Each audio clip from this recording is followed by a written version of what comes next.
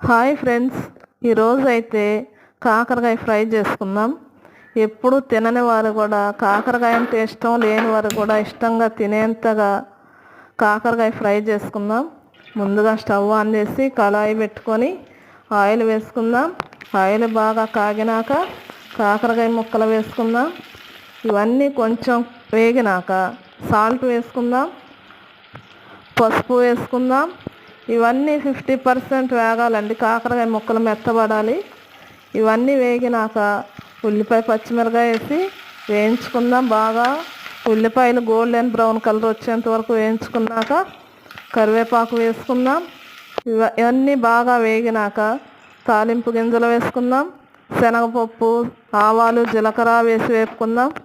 కారం వేసుకుందాం. చివరగా దించే ముందు వెల్లుల్లిపాయ కచ్చా పచ్చాగా దంచుకొని వేసుకుందాం. మన కాకరకాయ ఫ్రై అయితే రెడీ అయింది.